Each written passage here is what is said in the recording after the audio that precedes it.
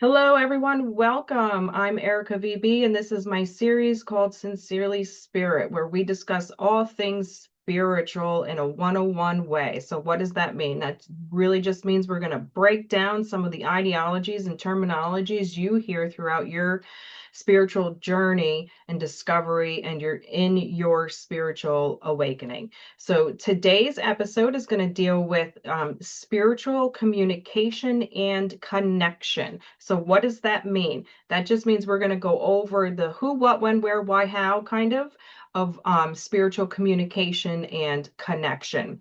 I know last week I had talked about perhaps going over fairies and dragons and portals and sort of those more abstract ideas when it comes to the spiritual community and spiritual world. But through my social media scrolling and some of my new clients that hadn't had a mediumship experience, Spirit was really sort of shouting at me that we really need to have an episode about the connection and communication to and from Spirit.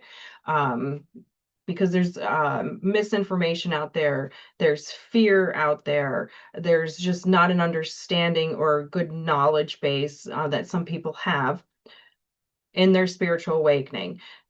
So that's what this is going to be about. So first, we're going to talk about spirit. Now, when I use the word spirit, and for this episode, we are all encompassing. So spirit's going to cover your spirit team and spirit guides. It's going to cover your loved ones that have transitioned, and it's going to cover God, source, universe, however that lands for you in your practice.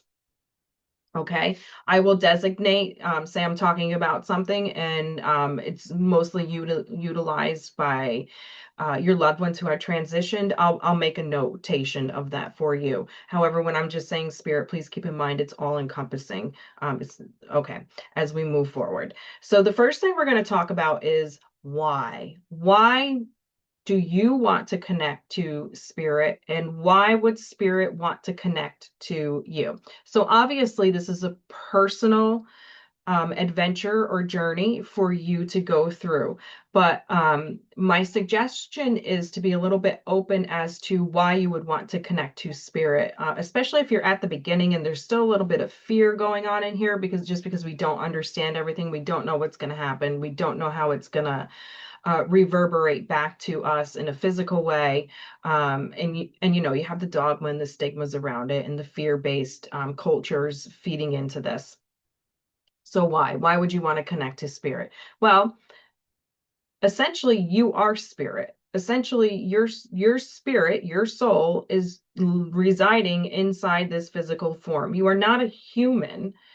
I mean, you are, but in the larger concept, this is just a armor, if you will, for your soul to transform and evolve and grow. And the only way you can do that here in the physical world is through this human body. I mean, there's other ways. Like you come back as a tree or a dog or whatever, but that's a larger concept. So essentially, you are human right now.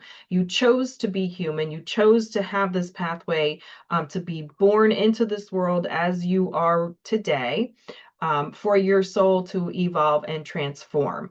So it's really super important to try to keep an open communication, an open dialogue with the spirit world, because that is where we come from. So it's almost like if you move out of your home, you know, say you move out of where your childhood home, um, and you're doing your things, and then you're like, you know what, I feel like I need to go back home and I need to visit.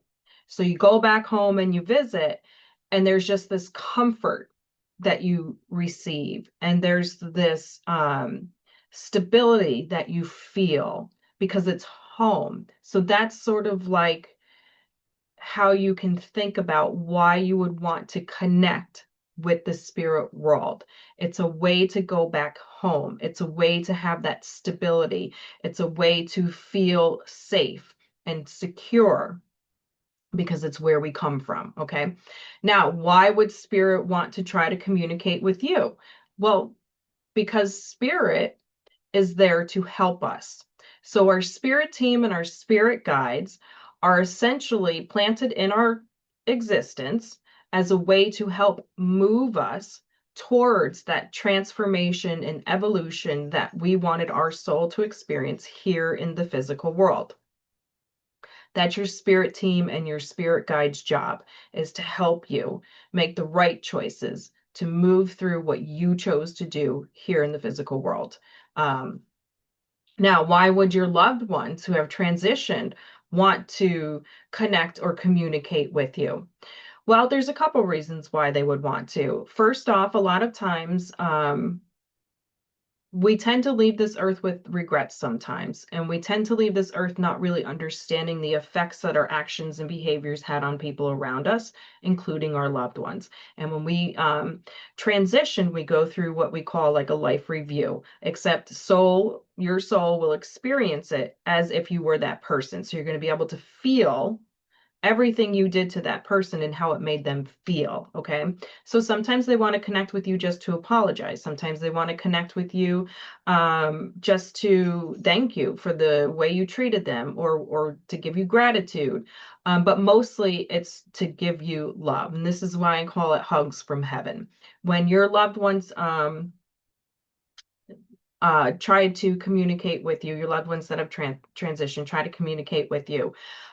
It's more about the validation and support and the cheerleading of where you are, and giving you that support, that sort of nudge, if you will, like they would here, hopefully would here in the physical world, give you that little nudge to move forward, to move beyond lower vibrational energy emotions, to move beyond that negative relation, that negative job or whatever situation it is. And also to give you a kudos and a thumbs up for when you're in those high vibe positive places as well. So those are some of the main reasons why spirit, your loved ones that have transitioned would try to connect with you. So that's sort of like why they would want that communication. Why would you want the communication or the open dialogue with your loved ones that have transitioned? It's kind of like what I call my sessions, coffee talk sessions. It's just the ability to be able to recognize and feel, not necessarily see all the time, but to feel that your loved ones are still with you. You spend your entire lifetime with these individuals, with your loved ones, and then now they're physically not here anymore. And so while that is a great loss, if we understand that we have still the ability to communicate, there can be some healing and some better, I guess, expressions of emotions, sitting in a higher vibration, if you will, rather than staying in that grief and the sadness of the loss. We're still going to feel that, but maybe it won't be as deep or as bold, if you will. So that's why spirit would want your loved ones that have transitioned would want to communicate with you. And perhaps maybe that is why you would want to communicate with your loved ones. So that covers the why. Now let's go into the how. And this is little more involved than the why. So how is spirit going to communicate with you? They have a plethora of ways to get your attention. Everything that is in your environment that can be manipulated by energy, they can absolutely utilize in ways to try to get your attention and create that dialogue between the two of you. Some of the most effective ways, and probably the most known ways: signs, symbols, and synchronicity. So when I am talking about signs and symbols, what am I talking about? Numbers, repetitive numbers, signs and symbols, repetitive numbers. You may see spirit will utilize animals as a way to let you know that they're around and or communicating a message to you. You may designate a certain shape for you're on the right path or not, and spirit will utilize that. You may see repetitive themes come across on your social media scrolling and TikTok. As you're driving down, you see the billboard, it matched something you just saw earlier on TikTok. So spirit will absolutely utilize signs and symbols as ways to get your attention. More importantly, not more importantly, but in conjunction with what you're going through, what you've been thinking about. So say you're got an opportunity for a job, but it's going to take you out of state and you're not sure if you're ready to make that big jump of like leaving behind family to start this new career. Well, Spirit's going to start showing you through signs and symbols. Say you keep seeing 111. Now, 111 is new beginnings, new opportunities for a lot of people.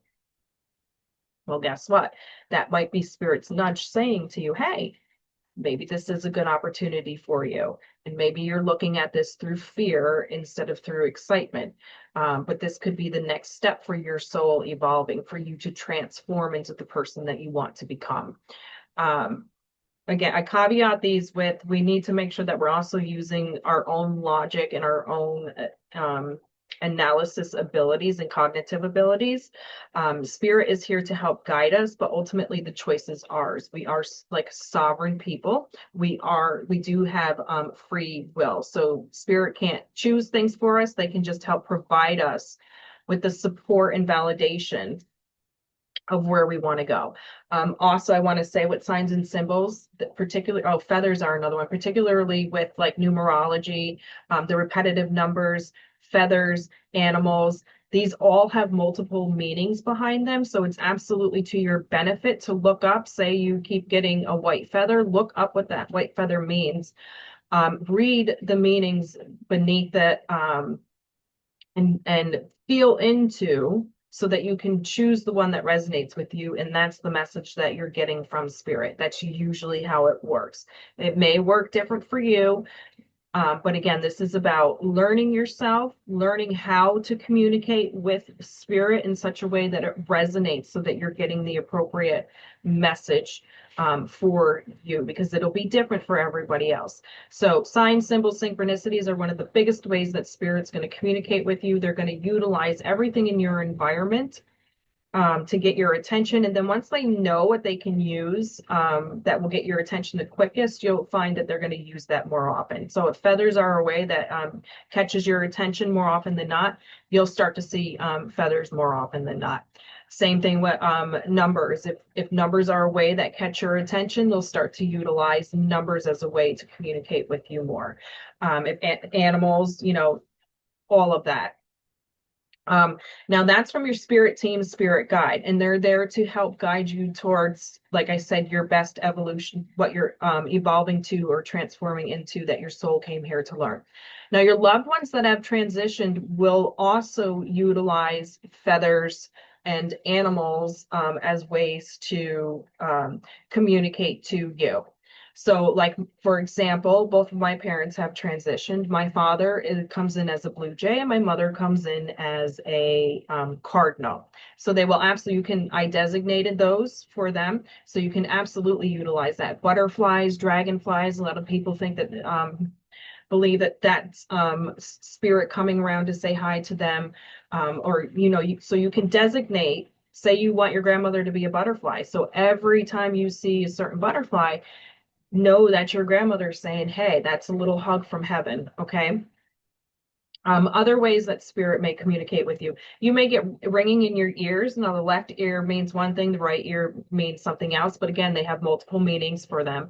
So when your left ear is ringing, as long as you don't have tinnitus, look up what the definition is for that, so that you can understand that when you hear that ringing in the left ear, this is what it means for you. Same thing for the right. When you hear that ringing in the right ear, this is what that definition means for you. Spirit will also use dreams as a way to communicate with you. Now, your spirit team, spirit guides will probably have your dreams be more abstract, not feel real. Mine come in like Picasso paintings. So I have like eyeballs over here and mouths over here. It's very strange, but I definitely do look up the signs and symbols within the dream for my own practices, my own healing, because sometimes it's your subconscious bringing forward things that you need to work out as well.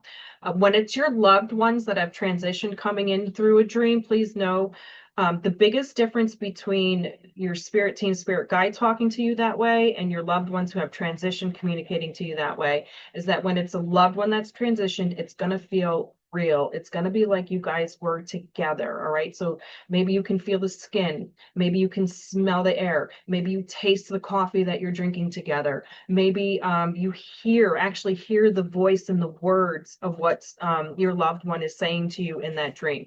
Those are called visitations.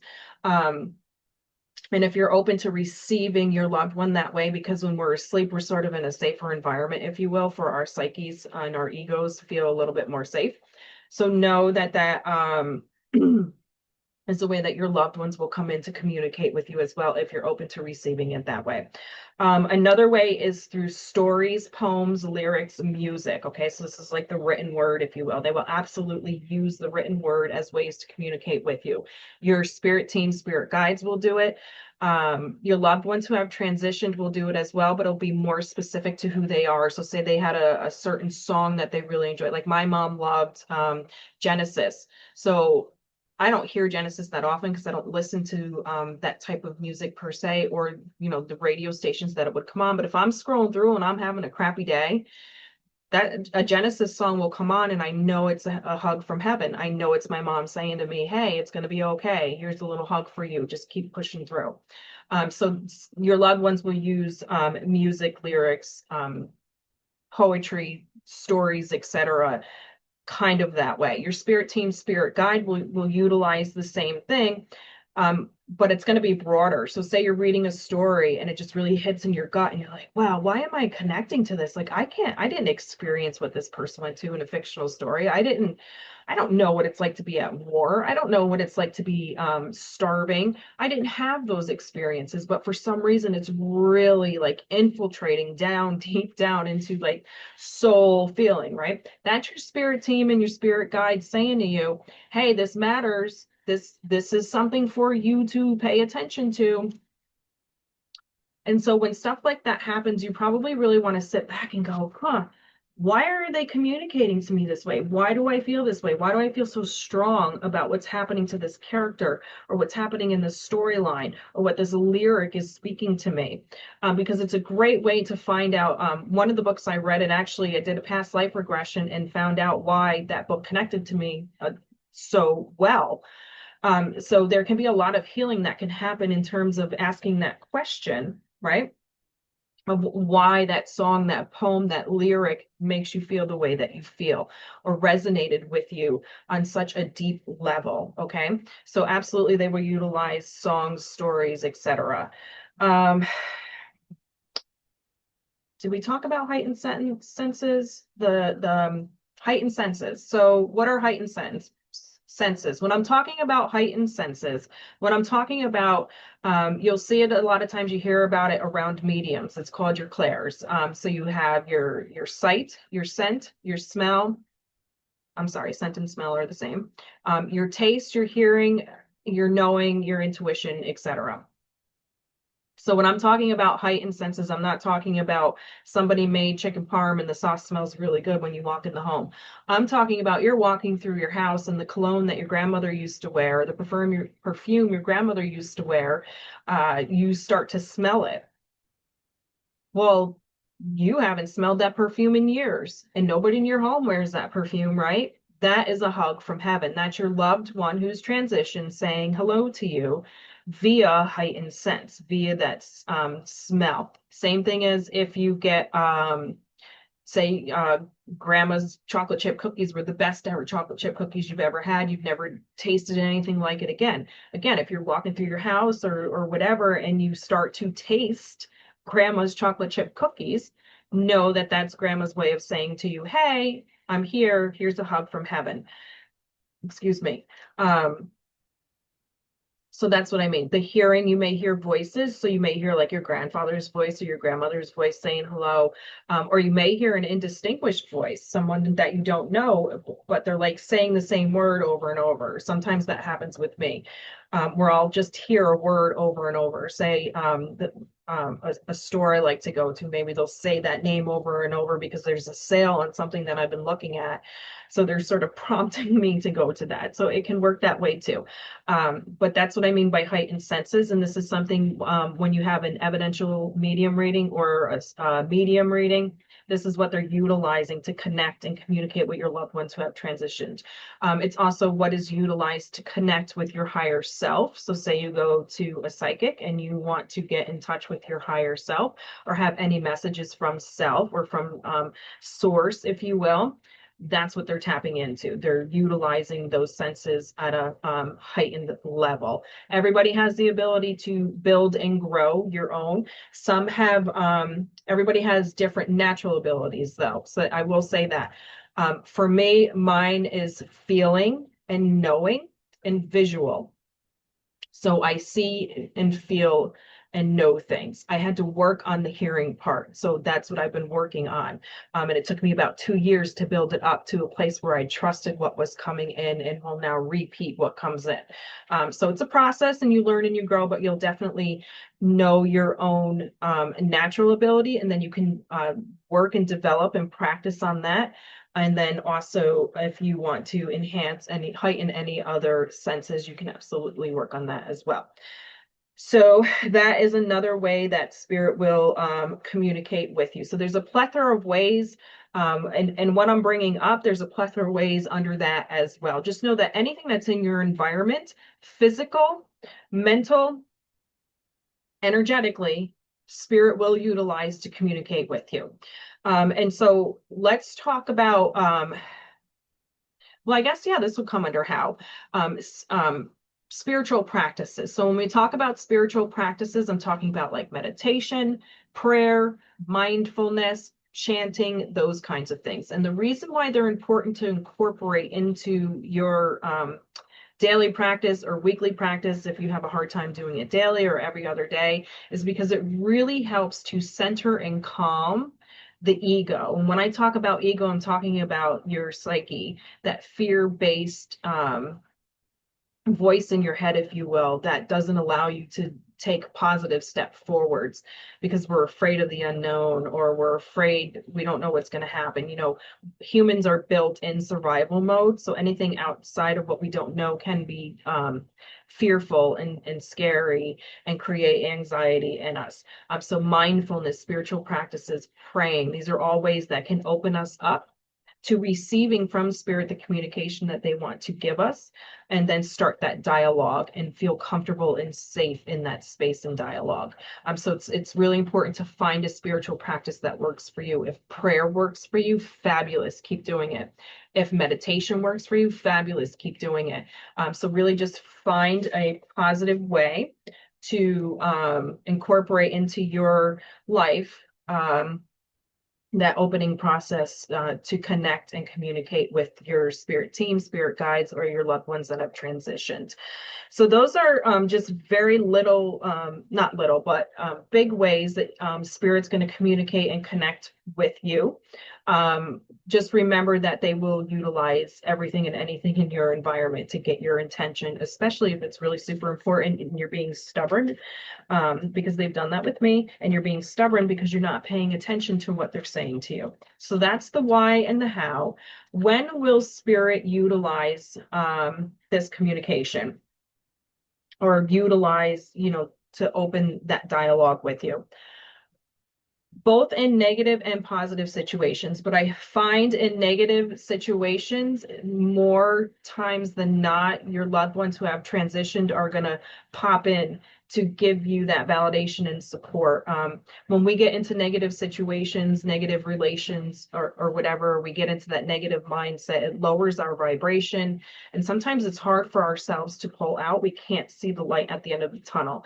So your loved ones who have transitioned will take that opportunity to say, hey, I see you. I see this isn't going great for you right now, but no, everything's going to be okay. However it works out, it's going to be okay. It may not work out the way that you want it to, but it will be okay. So for example, in 2021, I was diagnosed with breast cancer diagnosis.